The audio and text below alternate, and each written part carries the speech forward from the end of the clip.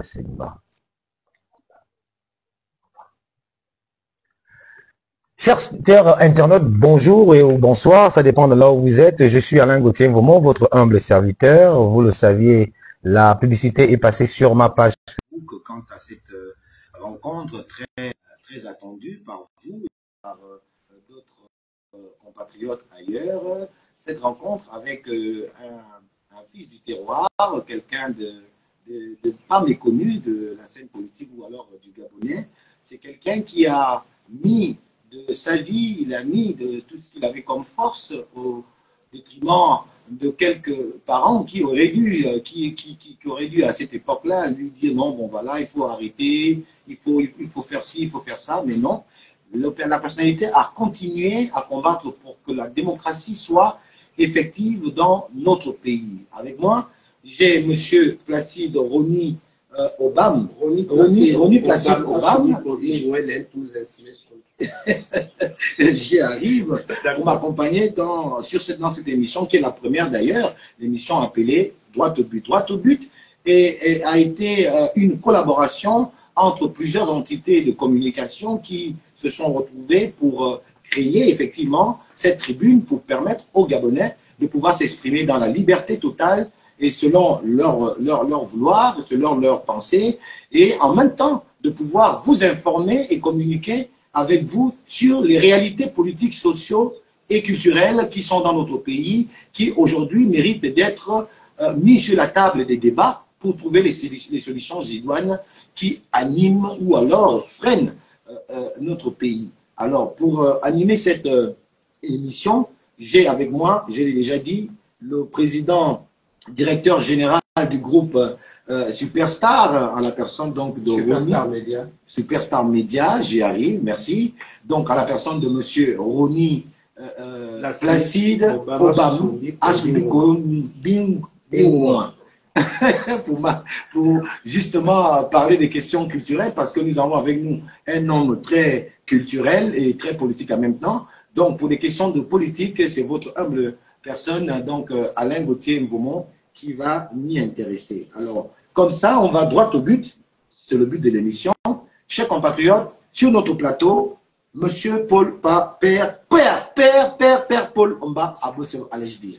Monsieur Père Paul Omba Abossel, bonjour. Bonjour. Alors, comment vous allez ce matin? D'abord, merci de nous recevoir dans votre humble demeure, avec toutes ces belles fleurs autour de nous. Nous sommes arrivés ici et nous nous sentons vraiment dans une aise assez particulière. Alors, sinon, toujours le même. Vous êtes les bienvenus en ces lieux et vous me posez la question comment je vais. Je vais bien. D'accord. Ma tête se porte bien, mais j'ai toujours quelques inquiétudes lorsque j'entends des échos par rapport à ce que nous avions essayé de lancer dans ce pays. Là, nous avons quand même quelques divergences levées. Non pas qu'on s'oppose à qui que ce soit, mais il y a des divergences levées. C'est pour cela que je me réfère toujours à ma tradition. Jamais on a pris chez les femmes, la tradition femme, on a pris une décision qui ne sorte du consensus. Ça n'existe pas. Ce qui veut dire le contraire, on n'a jamais utilisé l'apport dire moi je suis chef du village, je pose ça, je veux que ça soit comme ça. Non. Et c'est comme ça que je me suis efforcé de gérer le parti du rassemblement.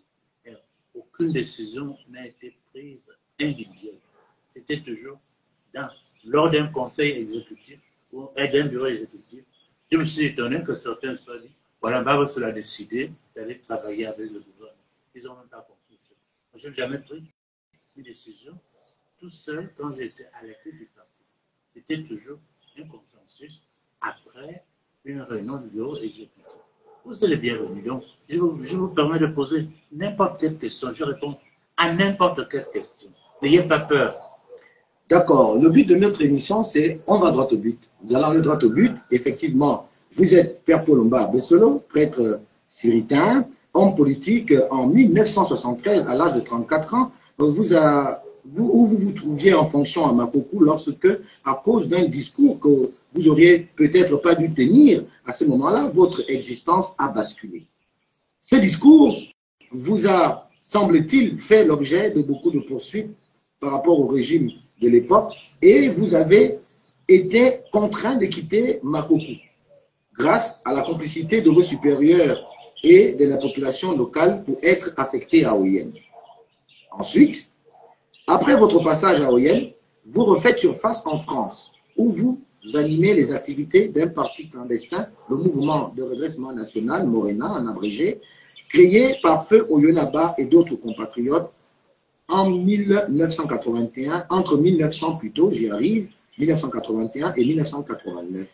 Vous êtes rentré au Gabon après le discours historique de la Baule en 1989, lors duquel, le discours auquel le président français Mitterrand appelait les Africains à démocratiser leur pays. En 1990, vous êtes l'un des acteurs privilégiés de la conférence nationale qui verra la renaissance du multipartisme au Gabon. Ensuite,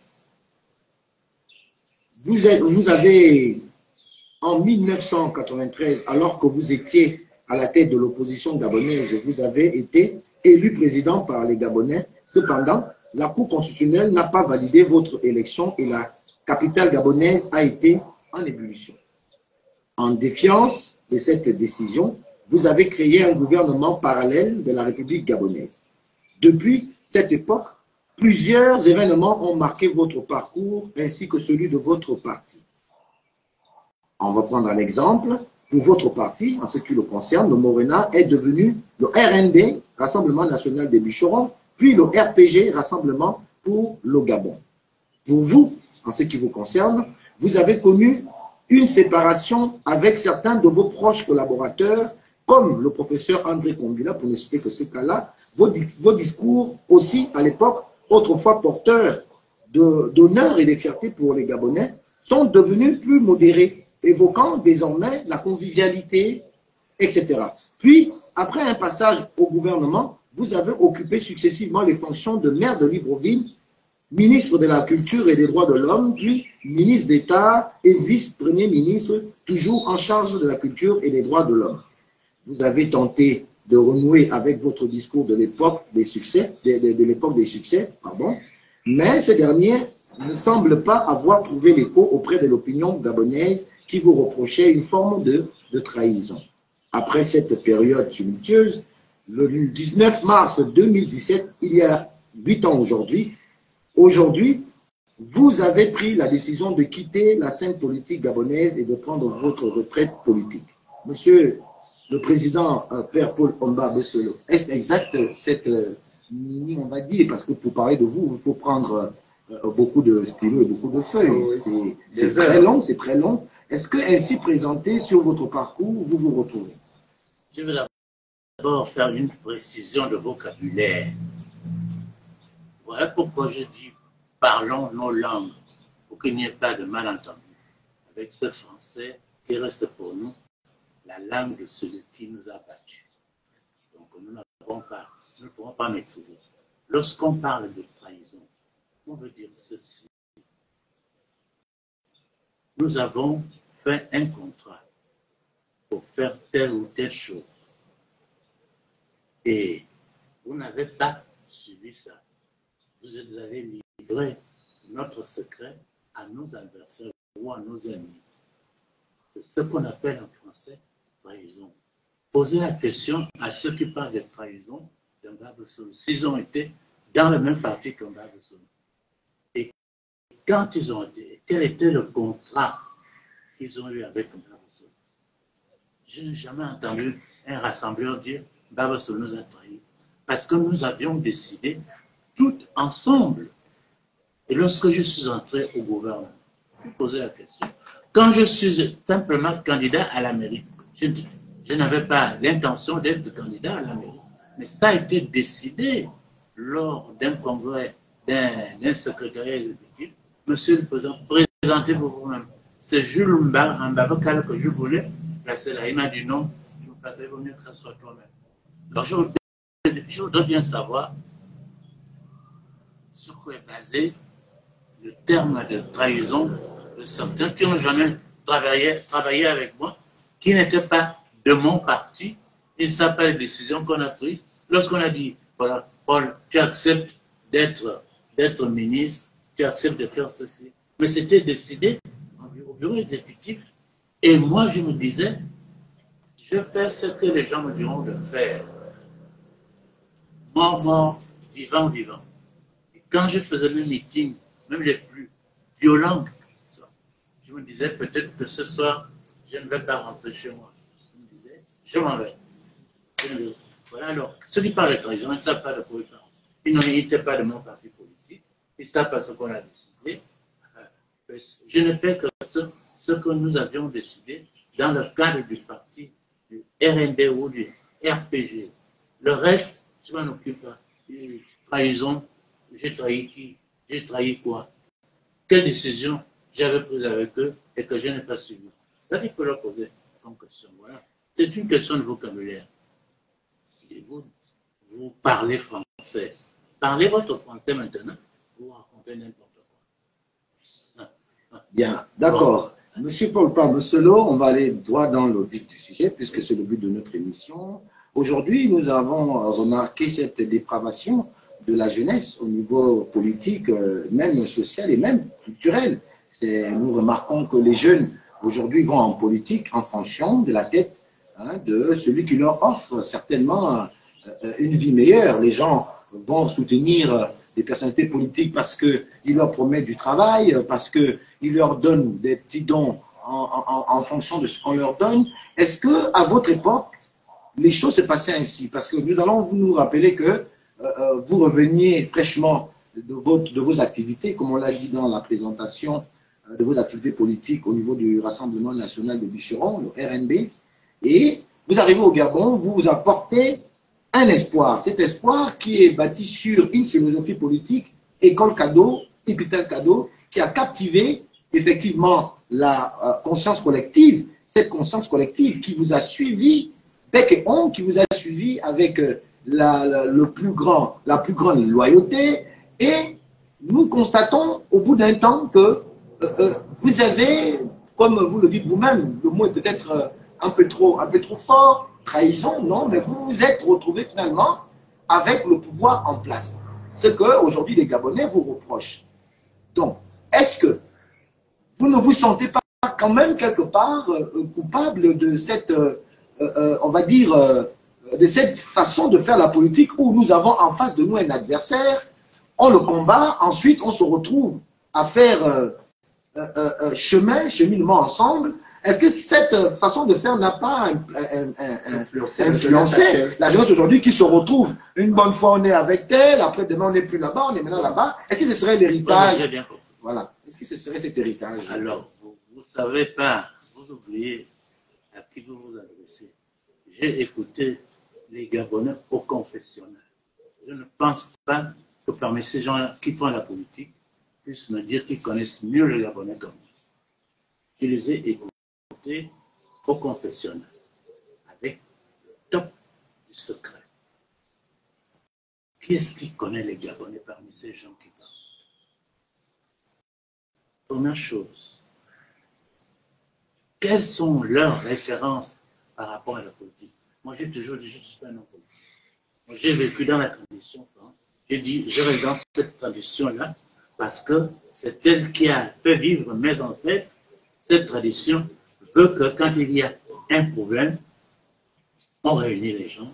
Il n'y a pas de chef dans la discussion. On réunit les gens. Il faut arriver à un consensus. Et c'est ça qui fait la décision. Mais dire je suis chef, je décide comme ça, non. À partir du moment où je discute avec mon parti politique, je sors de la mairie et puis on m'a dit, ah oui, il faut aller. Si on te propose quelque chose, c'est décidé dans le cadre d'un conseil exécutif du parti RPG. Ces gens-là n'étaient pas de mon parti, me combattaient. Pourquoi ils attendaient que moi je fasse leur volonté? Ceux qui étaient avec moi ont décidé qu'il fallait qu'à un moment donné, les gens te gouvernent. Comme je vous ai dit, comme à la mairie, Jules Babacar m'a dit, voilà, c'était lors d'un conseil exécutif, Paul, il vaut mieux que tu te présentes au candidat à la mairie. Et c'est comme ça que je me suis présenté. Je ne vois pas pourquoi les gens disent il a trahi. J'ai trahi qui? J'exécutais les décisions de mon parti dans le cadre d'un conseil exécutif. Je n'avais pas d'autre voix. Je n'avais pas d'autre personne à qui je devais obéir. J'étais là, j'ai dit voilà, dans la tradition, quand on a fait une réunion, on est tombé d'accord sur un consensus, on l'applique. Monsieur Colomba de Solo, à l'entame de cette émission, vous avez justement parlé de consensus. En fait, c'était votre premier grand mot, consensus. Est-ce que vous avez parlé de la situation actuelle, hein, consensus.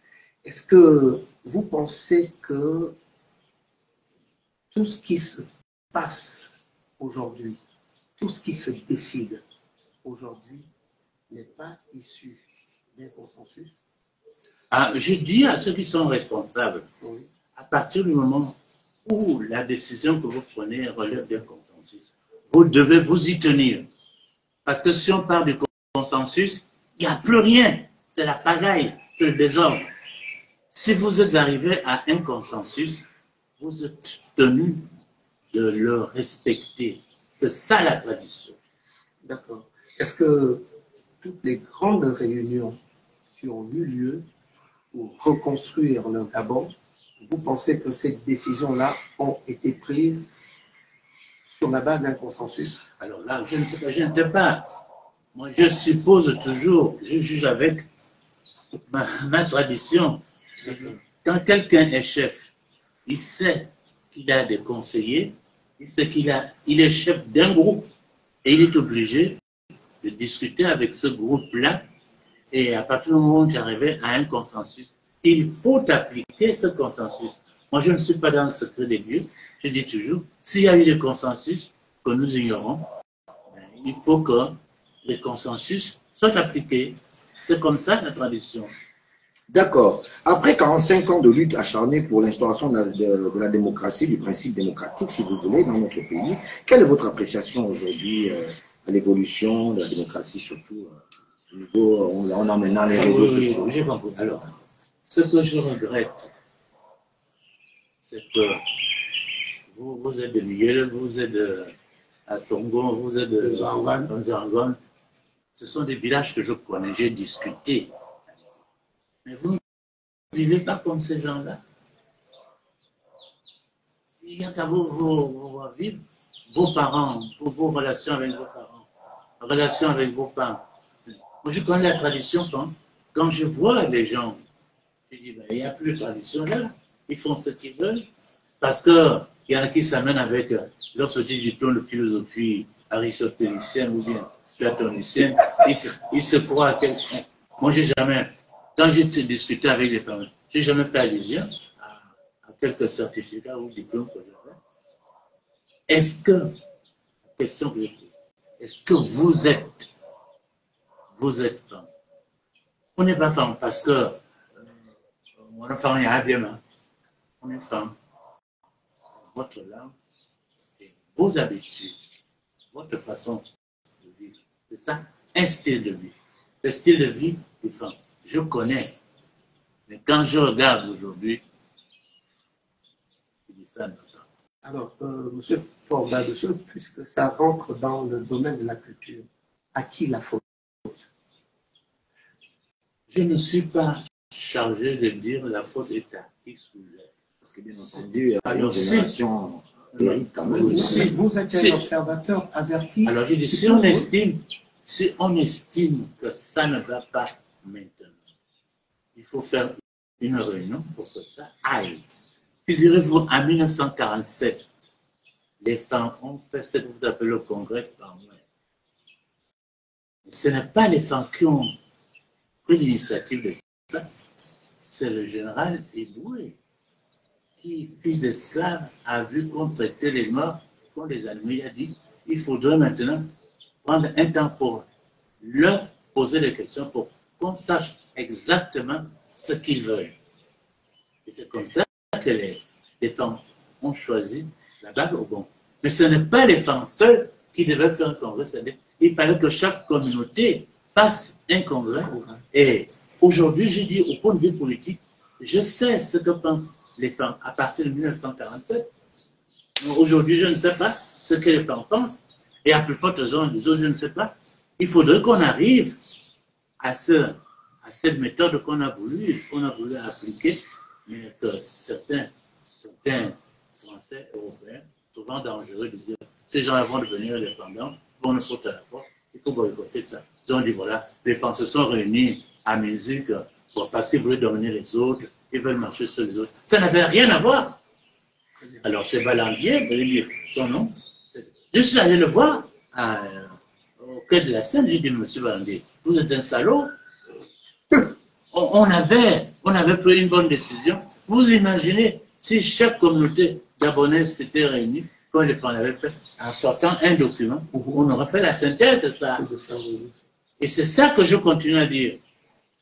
Il faut qu'il y ait réunion, qu'il y ait consensus, mais il faut que chacun dise d'abord ce qu'il pense. Droit au but, sur le thème qui nous intéresse aujourd'hui, c'est la problématique sur le culte de la personnalité ou l'idéologie. Hier, c'était l'idéologie politique.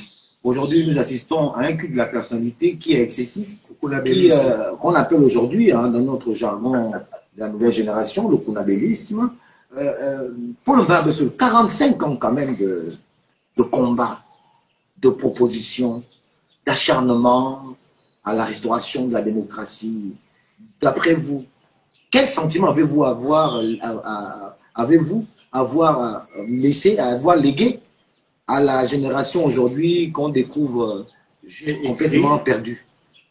Lorsque on est dans une famille femme, on vous donne un nom et on vous donne l'explication de ce nom. On vous donne des habitudes. Tu dois respecter ton père et ta mère. Si un enfant ne respecte pas son père et sa mère, là, on a un dos au coucou. Ça veut dire qu'il n'est pas arrivé à sa maturité. Qu'est-ce que vous voulez faire? On le bastonne. On le bastonne. Alors, il faut que les autres. Alors, dans la tradition, il n'y avait pas de prison. Alors, on parle. On dit, toi, tu fais ça. Voilà. On veut que notre famille vive comme ça. C'est tout. Pour le femme, la parole est créatrice. On ne parle pas aux gens. On n'enseigne pas. Voyez, l'enseignement chez les femmes se fait comme ça. Mais vous recevez l'enseignement entre quatre murs, c'est-à-dire, vous voyez, vous êtes comme ça. C'est ouvert. C'est ça l'enseignement du femme. Mais à partir du moment où c'est fermé, on veut être blanc. J'ai vu tel monsieur qui est blanc, il faisait comme ça. Moi, je veux faire comme ça, je veux faire ceci, je veux faire ça. Ça n'existe pas chez les Français. Notre émission a deux parties. Nous avons fini avec la première partie. On va rentrer dans le vif du sujet aussi de la deuxième partie qui va consister à l'actualité aujourd'hui. Nous remarquons que... La deuxième partie qui est culturelle, la troisième partie qui est l'actualité. D'accord, donc on va aborder le côté culturel. Vous avez fait récemment un ouvrage qui parle de votre boycott de 1990, ici, que je vais présenter aux internautes et aux téléspectateurs.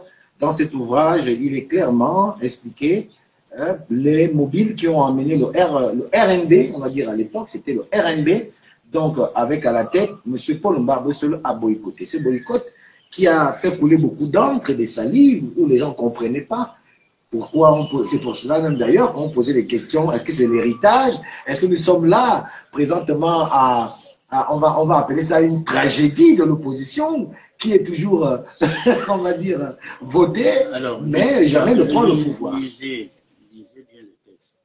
Il n'y avait pas d'opposition. Il y avait des oppositions. Effectivement. Mon opposition, ma référence a été toujours la tradition.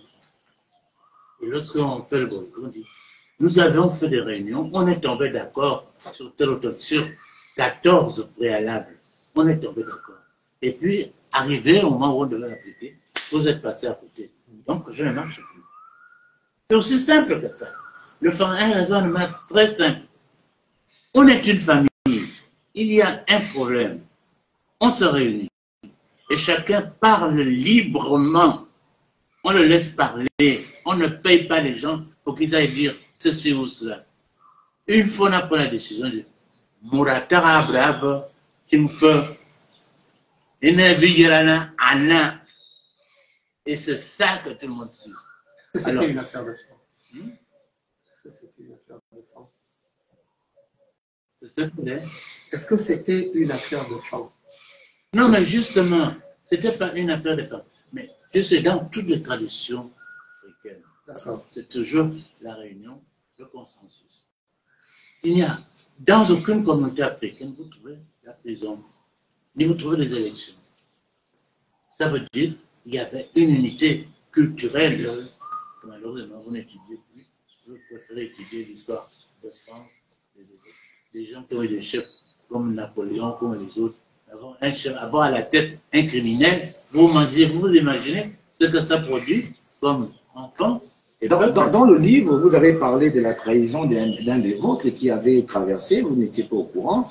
On ne va pas citer leur nom parce que c'est quand même des personnalités assez...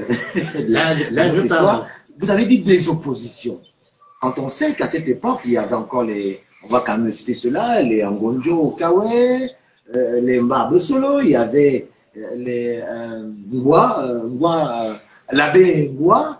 Il y avait toutes ces personnalités autour de vous là. De quelles oppositions de façon concrète? Parce qu'ici, dans notre émission, on va droit au but. Pour le petit Gabonais qui nous regarde, qui ne comprend pas les événements de 1990, mais qui sait dans sa conscience, peut-être par la voix de son père, que Mbaba Solo a trahi. Donc il faut que lui, chacun sait, il ne sait pas. Nous regarde. Il prétend que Mbaba Ces oppositions. Bon, alors, je prends le cas d'Agonjo. D'accord. Le cas d'Agonjo, son frère vivait avec une fille de Bongo. Et ils avaient leur réunion secrète que je ne connaissais pas. Il y a fait l'opposition. Et pourtant, ils étaient dans le haut commissariat. C'était à l'époque le HCR, je pense. Si je me trompe. HR, ça c'est oui, la HR. Je ne veux pas dire les noms. Ils étaient. La HR, c'était autour d'un Mbaba Solo. Exactement. Mbaba Solo qu'ils combattaient, ils étaient là pour combattre Mbaba Solo. Donc, ils faisaient une opposition dans l'opposition. Vous avez dit le mot.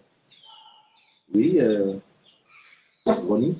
Bon, moi, ce que je voudrais savoir pour ceux qui nous suivent en ce moment, c'est de quoi parle exactement ce livre et il est adressé à quel type de public? Ce livre est adressé à tout le monde. C'est-à-dire, pourquoi un Mbaba Solo a fait, ce que disent un Mbaba Solo, en fait, c'est le rassemblement. Pourquoi ils ont fait le boycott? C'est parce qu'on avait négocié pour que les élections se passent bien. Voici comment nous devons procéder. D'accord? D'accord. Et on arrive aux élections, on fait autre chose. Nous ne pouvons pas marcher comme ça. Donc, ce n'était pas une décision unanime de Mbaba Solo. Non. C'était un consensus. Non, c'était un consensus. Oui, bien sûr. Un consensus du parti ou du HCR à l'époque? Non, c'est-à-dire qu'on s'était réunis, même avec le PDG, pour dire les préalables. Tout le monde était là, et Boué, tous ces gens-là. Quel préalable quand même? Une esquisse de préalable. On dit voilà, les élections, tout le monde doit préparer les élections. Les listes électorales, le compte, on a fait des lire les gens, on signe les procès-verbaux, tout ça. Donc, cela n'a pas été observé. Alors, c'est bien, on prend une décision qu'on n'applique pas. Pour le Mbaba Solo, est-ce que ça a été le cas pour l'élection, pour 1993, lorsque vous êtes élu dans les urnes et que votre élection... Personne n'a parlé de Mbaba Solo en 1993. Est-ce que c'était le même processus parce qu'après il y a un gouvernement. Est-ce que ça aussi, ça fait partie des préalables? Non. Ce gouvernement parallèle? Non. Le gouvernement parallèle, c'est pour dire, je ne suis pas d'accord avec vous. Enfin, de contester. C'est moi qui ai été élu. Vous n'avez pas compté. Si vous n'êtes pas compté, content. Pour aller droit au but, c'est que les Gabonais veulent comprendre, est-ce que dans ce cas de figure, ça a été une décision de Mbabo seul ou alors il fallait encore regarder le conseil de votre parti avant de prendre la décision de Bien faire sûr, le parti, toujours le gouvernement parallèle. Toujours le conseil. On dit, voilà, nous allons faire notre gouvernement, on va voir si l'opinion internationale nous soutient. Donc Mbabo seul n'a jamais influencé sur une décision qu'il aurait prise à cette époque-là, unilatéralement. Non. Nous pouvons comprendre les choses ainsi. Voilà. Mes chers... Père Mbabo Solo, dans la 8e partie de votre livre, vous parlez de boycott et de la désobéissance civile. On se rappelle que, sauf si ce n'est pas vrai, une de vos déclarations, vous avez dit que vous n'étiez pas responsable de ce qui était arrivé à qui que ce soit par rapport à ce boycott-là. Parce qu'il y a des gens qui se sont plaints d'avoir perdu du boulot, certains perdu de la famille. La famille pour ça. Ça, c'est la lutte dans l'opposition. D'accord. Donc, ils ont perdu du boulot. C'est le risque que nous avions tous pris. Vous défendez une idée. Une idée a des risques. Alors, ou bien vous êtes un homme responsable, ou bien vous ne l'êtes pas. Vous dites après, oui, mais parce que j'ai suivi l'idée, j'ai perdu mon boulot. Mais c'est gamin, ça. Oui, mais quand vous perdez votre boulot et celui qui vous a amené à adhérer à une idéologie, vous avez adhéré à cette idéologie, vous perdez votre boulot, quelque temps après, il se retrouve avec les gens qu'il combattait. Ceux qui ont alors perdu leur boulot. Enfin, ceux qui ont perdu leur boulot, c'est le risque qu'ils ont pris. Vous croyez que moi, c'était quand je suis parti de la rue Le Mans, c'était un amusement? Chacun prend alors son risque en politique. Ah voilà, chacun prend son risque. Un peu comme en 113, quand on vous est pourchassé au niveau de Makoko, vous êtes tout seul. Makoko, c'est différent. Bon, sur le principe, je pense qu'on est dans le volet culturel. Non, mais là, vous imaginez, vous prenez un engagement. Quelqu'un qui dit je vote X ou Y, ben, il y a des conséquences à une décision que je prends. S'il y a de mauvaises conséquences que j'ai subies, je suis quelqu'un de responsable. Je dis, c'est moi, je n'attribue ça pas. Je n'attribue pas ça à quelqu'un d'autre. Je dis, voilà, c'est ta faute, c'est de mon travail parce que je t'ai suivi. Non? Tu n'as pas suivi, tu as suivi les idées auxquelles tu as adhéré. Et tu dois suivre tes idées. Alors donc, Gabonais, vous avez compris. Lorsque vous suivez un leader politique, vous le suivez pour ses idées. Et si tout ce qui va arriver après, vous assumez parce que vous avez adhéré à une idéologie politique. Parfait. Alors, on va rentrer quelquefois dans l'actualité qui est brûlante. Non, pas l'actualité. On reste dans le cadre de la culture. Ça a été érodé par ton amour des sujets politiques.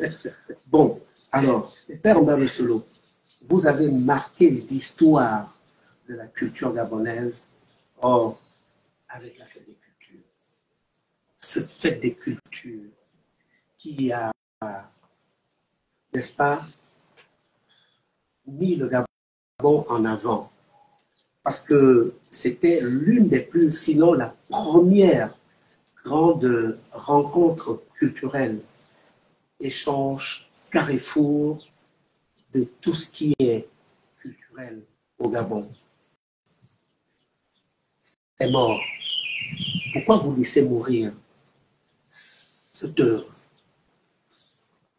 Mais je ne suis plus dans le coup. J'ai créé une chose.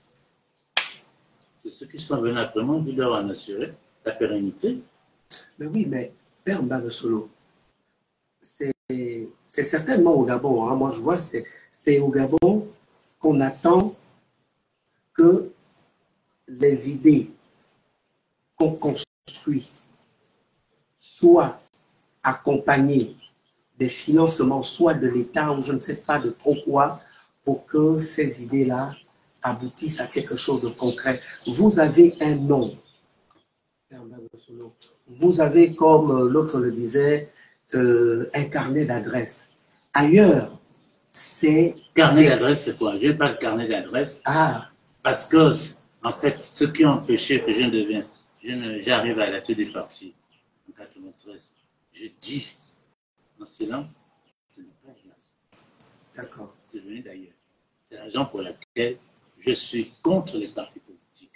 Parce que les partis politiques sont une ouverture à l'ingérence extérieure. D'accord. Toujours sur la fête des cultures.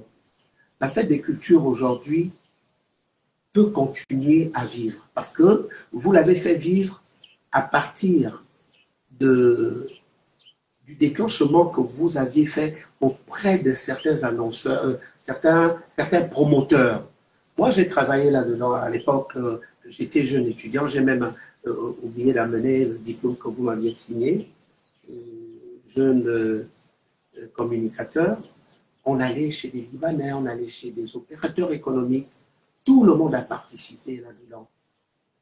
Je pense que avec votre nom et aussi l'histoire que cette grande rencontre culturelle a laissée, à l'extérieur, vous pouvez avoir le financement. Juste, il y a des gens qui travaillaient pour que le nom de Pape soit enterré. On a tué ça à cause de votre nom. Alors. Exactement. Exactement. Si vous ne le saviez pas, il faut que vous le sachiez. C'est quelqu'un, qu'est-ce qui a tué la fête des cultures? C'est quelqu'un qui a travaillé avec moi. Quand il est devenu ministre, il a tué la fête des cultures. Qu'est-ce que j'avais à faire? Parce que c'est une histoire d'honneur de cela, on doit publier, voilà. Donc on doit voilà. C'est comme les panneaux publicitaires. Et tout. Bon, ma dernière question, dans le cadre de la culture, tout le monde s'accorde aujourd'hui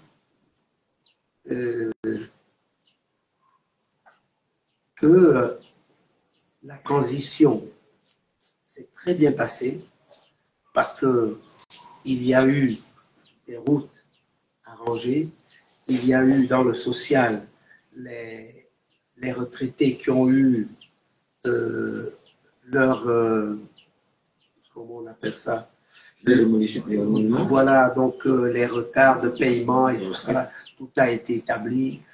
Il y a eu quelques postes budgétaires. En fait, tout le monde est content. Tout le monde est content de ce qui s'est passé durant presque ces 2 ans. En ce qui concerne la culture, est-ce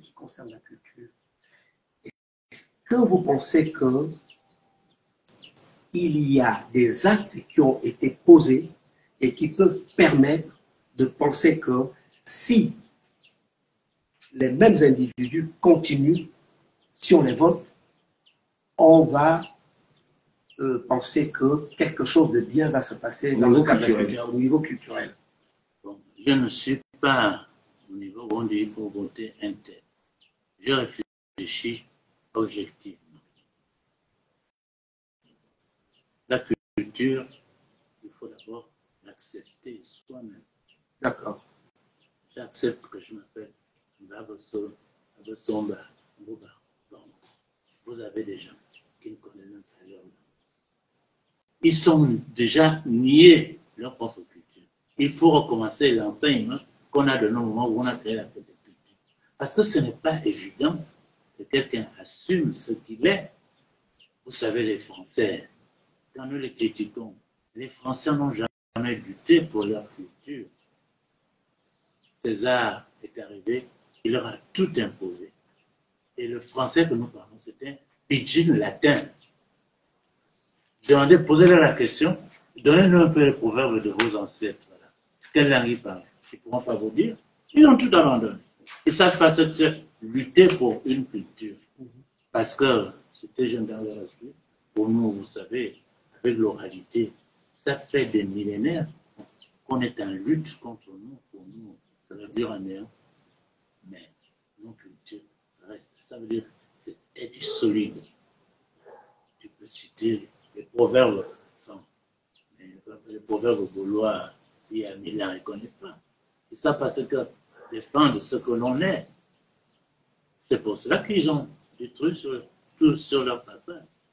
Donc, alors, pour moi, il faut parler, il faut se rencontrer. Si les femmes ont gardé certains points de leur culture, c'est parce qu'ils se réunissaient, il y avait des références. Moi, je savais, M. Ngoma était là-bas, Jean-Baptiste Souda, je connaissais. J'étais à leur école, moi. Je ne suis pas arrivé là-bas en disant que moi, je suis diplômé de la Sorbonne. Ces histoires ridicules. Je leur dis, bon, je vous enseigne la parole de Dieu, c'est vrai. Alors, vous m'enseignez ce que nos ancêtres vous ont laissé. Vous avez votre devoir de m'enseigner. Et ils ont pris ça à cœur. Et vraiment, j'ai noté, je ne sais pas, au niveau de la culture, si vraiment vous pourrez me rivaliser, parce que dans toutes les provinces, j'ai fait 7 fois le tour du Gabon. Ce n'était pas pour enseigner la parole de Dieu. C'est vrai que j'enseignais la parole de Dieu. J'étais à l'école. C'est qu'ils n'ont pas su. On va très rapidement, parce que nous sommes pris par le temps. Moi, je vous donne la déclaration de Père Mbaba Solo me fait rappeler quelque chose que Fouet-Boigny avait dit. Je fais référence à ce qui était devenu au Gabon comme quelque chose que tout le monde disait tout le temps, le repli identitaire. À chaque fois qu'un enfant parlait de la valeur de sa culture et de ce que cette culture-là pouvait apporter à la société gabonaise, on parlait de repli identitaire. Donc, il est pour moi important, et il est important aussi pour ceux qui nous suivent, de bien comprendre ce que Père Mbaba Solo a dit. Je fais référence à une déclaration de Fouet-Boigny qui disait que laisser chaque culture de mon pays exploser chacune avec ce qu'elle a pour participer en fait à une explosion générale de notre culture. Il ne s'agit pas de prendre une seule culture et puis d'en faire une culture gabonaise. Que chaque culture gabonaise fasse, mon père Mbaba Solo vient de l'expliquer tout de suite. Ça n'a rien à voir avec le repli identitaire. Merci beaucoup. Et puis pour ajouter un tout petit peu à ce que tu dis à nos internautes, mais on connaît mieux que sa culture que la culture des autres. Aux autres aussi de mettre en valeur leur culture. Retenez bien ceci. Ce que les autres font pour moi, c'est contre moi. Ce que je fais pour moi-même, c'est pour moi-même. Aussi longtemps que l'histoire des éléphants sera écrite par d'autres que les éléphants seront toujours vaincus. Voilà pourquoi j'écris. Mais qui lit? Personne. Le titre, c'est « Voici la vérité de la femme noire, mère et génitrice du progrès de l'humanité ». Qui a lu ça? Mais si vous ne présentez pas ces œuvres au public, comment est-ce que vous voulez que le public sache que on peut... Vous voyez, vous connaissez que Victor Hugo vient faire ses histoires en public. C'est à moi que vous demandez ça. J'écris pour vous. Il faut qu'il vienne présenter. Mais comment on va savoir que vous avez écrit? Mais si. En allant dans les bibliothèques, il y en a combien de livres vides? Il y a des bibliothèques. Ben voilà, c'est ça. Parce qu'il faut utiliser les moyens de communication modernes. Alors, lesquels vous ne venez pas. C'est vous qui êtes dans la presse. Dites qu'est-ce que vous avez écrit. C'est là. On va consacrer une émission spéciale pour vous. Vous voyez cette date. J'ai attaqué un de vos frères, vraiment le faire à travers avec moi, un fils. Voilà le boycott. Est-ce que Mbaba Solo peut nous dire ce que j'ai dit? Tu n'as même pas lu ce que j'ai dit. Et tu étais le fils du général Ngoumi. Ça veut dire que tu ne souviens même pas ce que ton père. Merci Merci, Père Poulouna. Mais selon nous sommes pris un peu par le temps, nous allons entrer dans la troisième phase. La troisième, bon, malheureusement, une émission qui s'est fait sérieuse a un temps bien défini parce qu'au risque de ne pas fatiguer aussi ceux qui nous suivent, c'est toujours intéressant comme ça de vous écouter parce qu'on pourrait prendre toute la vie qui nous reste à vous écouter et Babo serait toujours disposé à transmettre le savoir qui est le sien au profit des autres. Nous allons entrer donc à la troisième phase de cette émission, celle très justement à l'actualité brûlante. Aujourd'hui, nous sommes dans l'ère du CETRI, où nous avons tous apprécié le 30 août 2023 l'arrivée des militaires au pouvoir par cet acte qu'on a dénommé j'y arrive, le terme m'échappe un tout petit peu. Ils ont appelé ça le coup de libération. Aujourd'hui, nous avons un pouvoir militaire, des militaires qui ont été déjà là quand vous étiez vice-premier ministre, ministre d'État, ministre de l'Agriculture. C'est les mêmes militaires aujourd'hui, ce que les politiques, et j'ai apprécié d'ailleurs dans vos propos, dans ce qui concerne la rubrique culture, où vous disiez que aujourd'hui vous êtes contre les partis politiques parce que c'est la porte ouverte à l'ingérence étrangère. Alors aujourd'hui, ces militaires qui ont posé l'acte, le politique n'a jamais voulu faire, celui de s'imposer, de prendre le pouvoir peut-être aussi par une autre force qui n'est pas forcément la force militaire. Aucune stratégie, l'opposition gagne, elle dit partout j'ai gagné, et à l'époque, c'est à l'époque.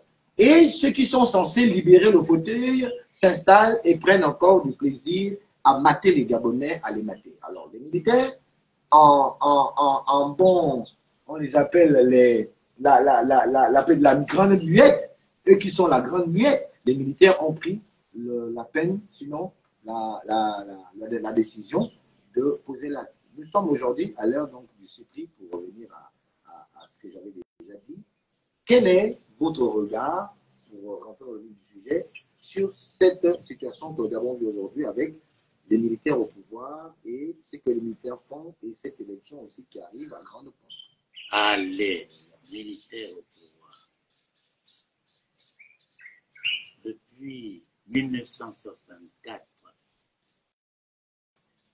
ne croyez-vous pas qu'il y a eu des contacts appelés l'un ou l'autre militaire pour faire un coup d'État?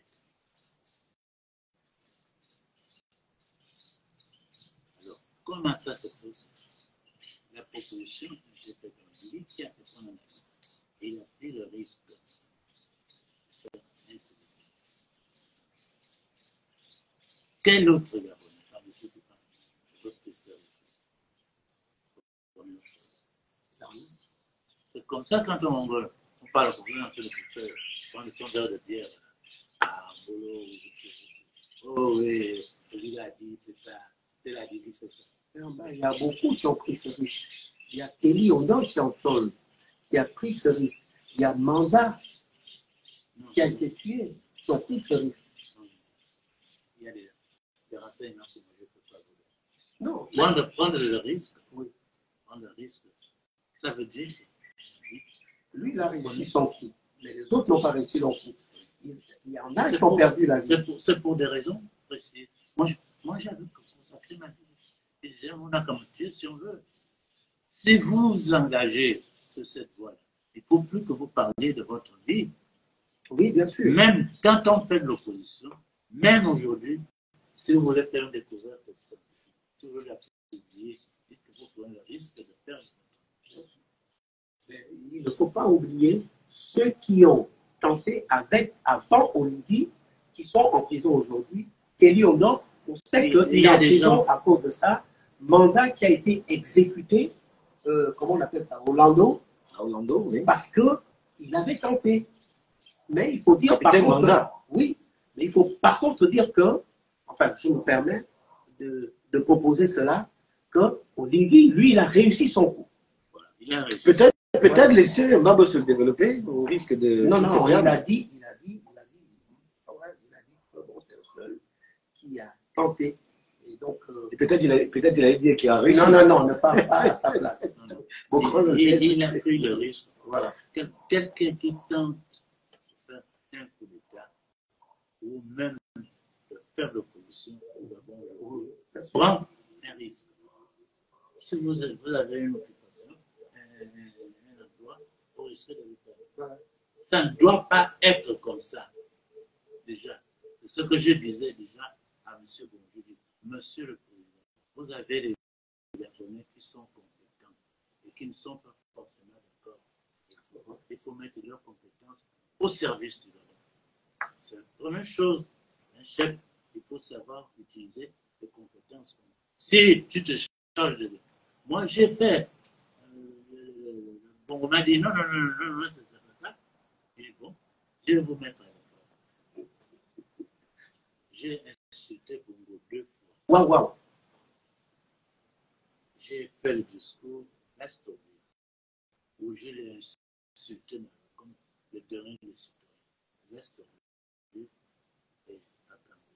Il avait suivi le discours. Et quand il m'a dit, tu as dit ça, tu as dit ça.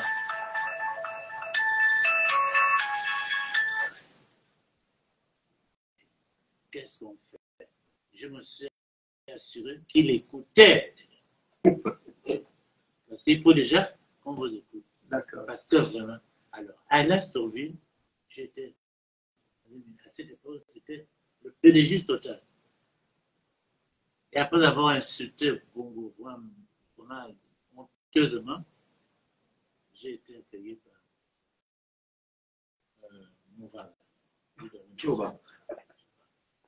J'ai dit, c'est pas possible, il a changé. J'ai fait la même chose quand bon, c'était chez moi. Je me suis toujours étonné. Quand j'ai arrivé à Franceville, j'ai arrivé à l'Astorville, j'ai arrivé à Coulanou. J'ai été accueilli par le PDG. Ah oui. Mais chez moi, chez les femmes, je n'ai jamais dormi dans une case de propriétaire, dans Wellington. C'est toujours dans un hôtel. Pourquoi? Parce qu'on m'a refusé. Pourquoi vous refusez? Mais à cause de ce que je disais, ça contraste, ça contraste avec les résultats qui ont toujours été donnés par rapport au vote. Vous aviez toujours fait plein de succès. Mais je n'ai pas dit que c'était toujours. C'était quand je suis arrivé pour la première fois. Oui. Pratiquement, on m'a dit, tu dors dehors. C'est au début, ça. Oui. En 89, 90. En 90, oui. Oui. Mais Vitam n'a jamais été pour moi. Oui, moitié. Donc, avec tout ce que vous faites comme déclaration,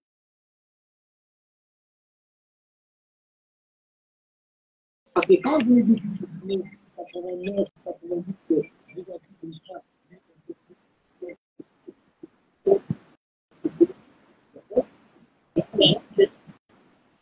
tout le monde est majorité opposition. mais pourquoi s'il existait, effectivement, vous n'avez pas cherché à comprendre le pourquoi vous étiez avec des gens et que ces gens-là se retournaient encore contre vous, parce que c'est ce qu'on nous dit. Mais ce sont les femmes qui sont retournées. Tu sais très bien ce que disent les femmes par rapport à la famille. Donc, si je comprends bien, dans le gros de ceux qui étaient derrière vous, les femmes ne faisaient pas plus de la moitié. Je ne savais pas que je les ai pas comptés. Oui, Mais en mais tout cas, oui.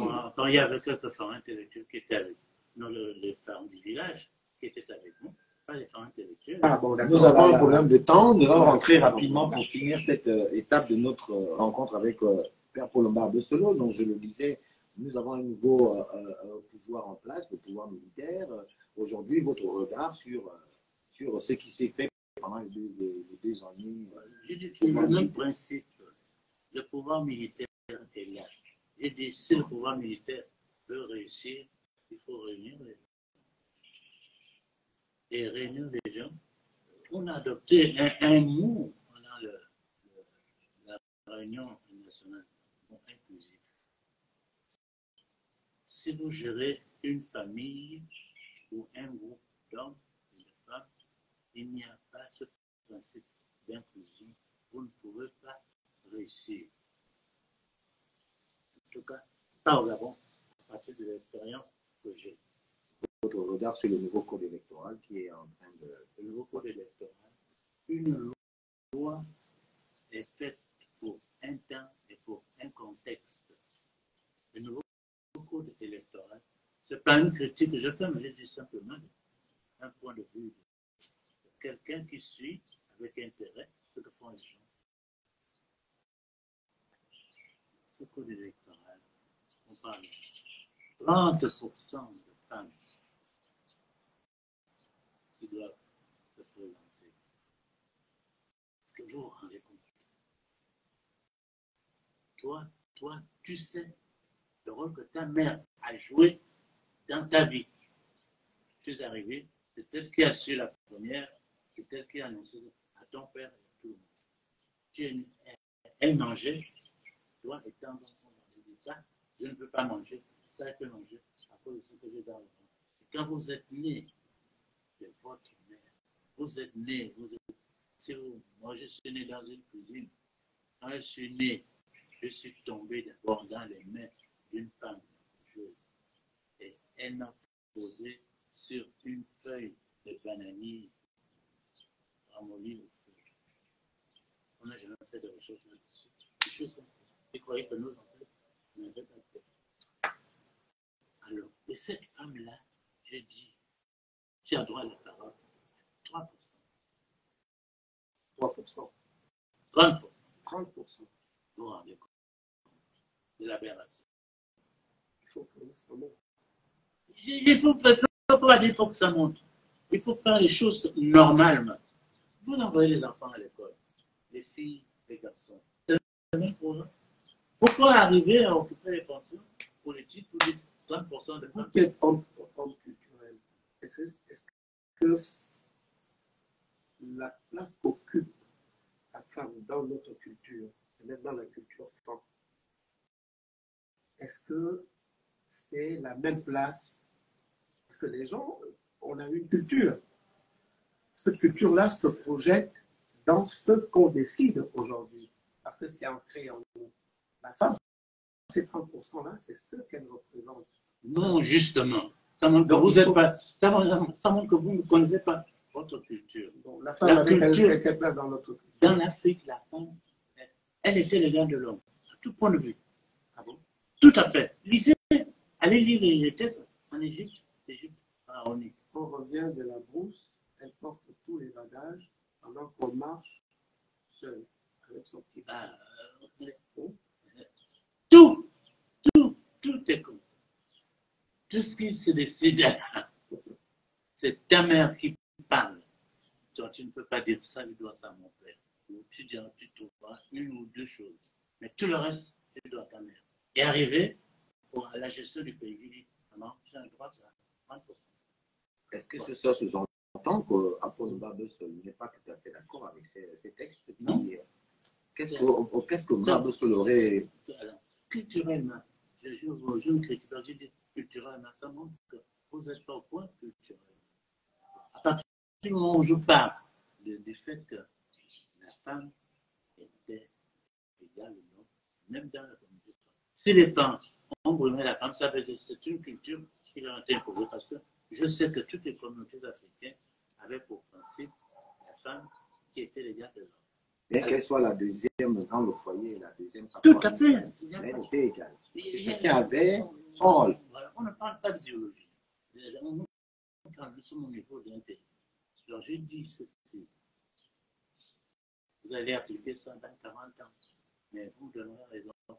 Il faut avoir un parlement bicaméral. Une chambre pour les femmes, une chambre pour les hommes, à égalité. Et lorsqu'il y a un problème, chacun discute de son côté d'abord. Et après, on se retrouve tous ensemble, les hommes et les femmes. Et les décisions que vous allez prendre là, ça dépassera tout. Avant que vous n'arriviez à ça, le Gabon ne s'en sortira pas. Voyez le temps que vous avez mis pour accepter simplement la transition. J'en ai parlé en 90. De 90 à 2003, ça fait combien d'années? 45 ans. Ça veut dire qu'il y a quelque chose qui est bloqué dans la tête des Gabonais. Juste une dernière question en ce qui me concerne. Toujours avec votre consensus, nous allons à l'élection présidentielle d'ici 2 mois. On parle de code électoral. On parle également d'un certain nombre de décisions qui encadrent cette élection. Est-ce que vous pensez que les Gabonais peuvent partir pour voter en faisant confiance à tout ce qui a été fait parce qu'il y a eu consensus? Parce qu'il faudrait qu'il y ait réellement consensus pour que les gens se décident sans problème. Et voilà. Est-ce que je pense quoi? C'est une affaire de confiance, de sérieux. Nous avons eu le problème de boycott. On a dit on fait ça, et puis ils ont fait autre chose. Si vous faites autre chose, les gens ne le font pas. Mais je dis que la loi électorale, la loi, elle est modifiable. D'accord. Pour le temps, la loi n'est jamais parfaite. Ça, je pensais que nous prenons une loi aujourd'hui, ce n'est pas dit que dans 4-5 ans, on va encore dire la même chose. Il faut aller, il faut, mais toujours favoriser le consensus. Si on ne s'en tient pas à ça, on s'en va dans le trou. Aujourd'hui, une élection arrive à tout point dans 2 mois. Est-ce que peut-être que Mbambe Solo a une idée de ce qui va être fait ou peut-être quelqu'un, peut-être une personnalité particulière, comme Mbambe Solo, peut-être c'est un grand de Gabonais. Peut-être pas dire le nom, mais est-ce qu'il y aurait des ambitions souterraines de Mbambe Solo à ce sujet? Je ne sais pas, je ne suis pas avec les gens. J'ai dit, bon, celui qui est là, jusqu'à maintenant, les actes qu'il a posés, ça paraît correspondre à ce que les besoins des Gabonais. J'ai dit, voilà, c'est l'enfant des vieux. Si lui-même ne va pas à côté, il faut autre chose. Les vieux vont rester cohérents. Les vieux, ils sont très cohérents et très logiques. Si tu te trompes une fois, il faut donner mais il faut appliquer ce sur quoi on est d'accord. La nouvelle constitution a été adoptée.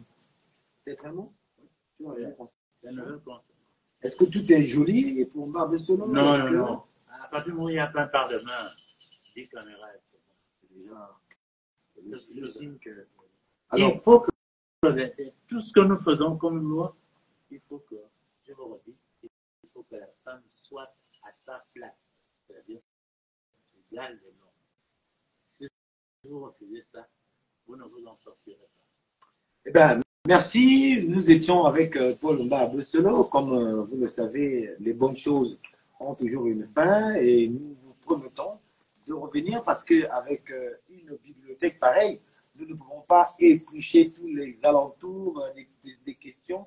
Je sais que beaucoup d'entre vous se restent sur leur faim, mais nous vous promettons de revenir voir nos vieux sages et de venir encore chercher à avoir des réponses aux questions qui sont les vôtres et d'ailleurs les nôtres aussi. Nous étions donc avec Père Paul Mbambe Solo, le charismatique opposant, opposé aussi aux oppositions, qui s'opposent finalement à lui-même.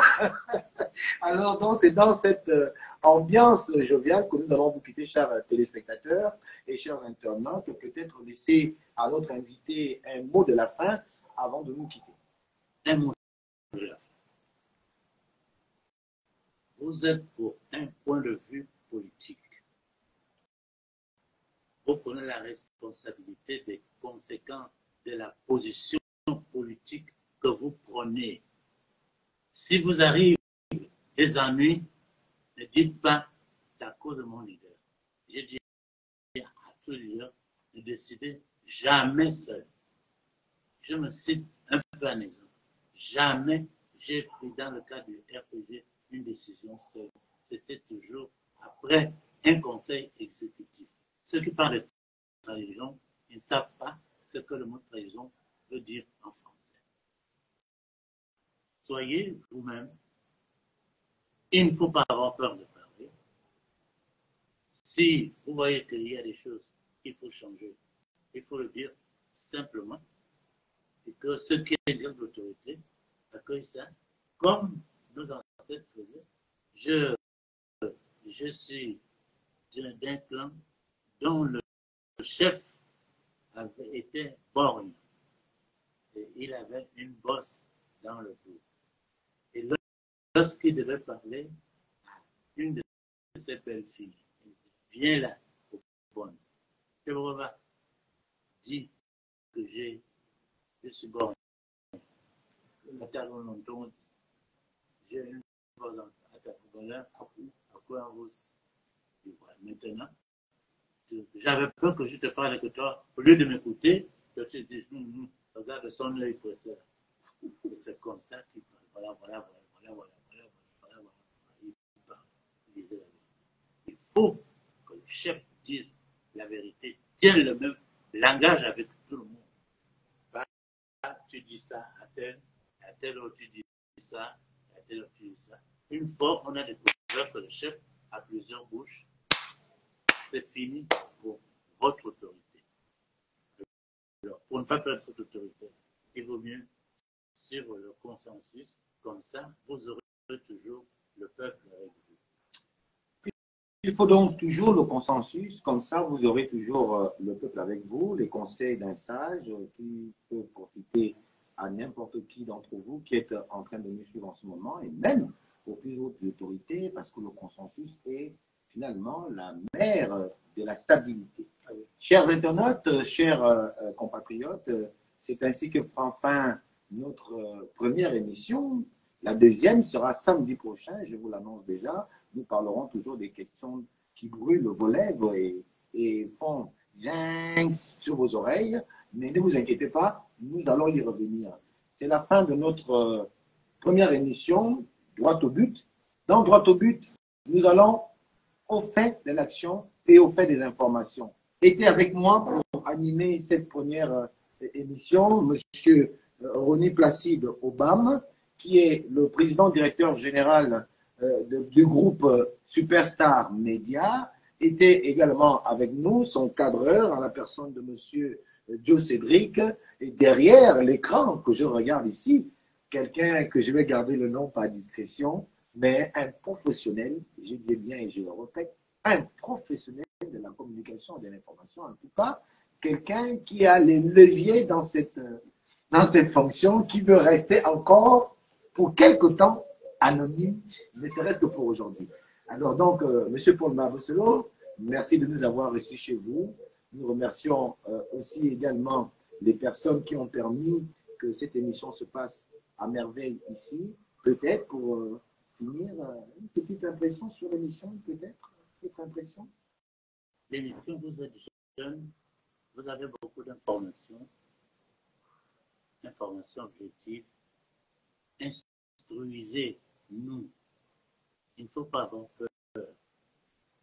Je ne parle pas en termes de diplôme. Ceux qui parlent de diplôme, ça veut dire qu'ils sont vides. Ils ont ce que les Caucasiens leur ont appris. C'est-à-dire qu'ils n'existent pas. Vous existez. Vous avez chacun votre culture et vous devez parler en conformité avec cette culture. Et l'on vous respecte. Je connais la tribu Yunji, je connais la tribu Essis, je connais la tribu Essengi. Je connais, j'ai été dans vos vies. J'ai discuté avec vos anciens. J'aimerais bien entendre répéter ce que j'ai entendu à Niyele, à Zorangona, à Nkoum, etc. Je suis là. J'écris. Prenez le temps de lire et vous serez sauvés. Merci, c'est ainsi que se termine notre première émission. À la prochaine.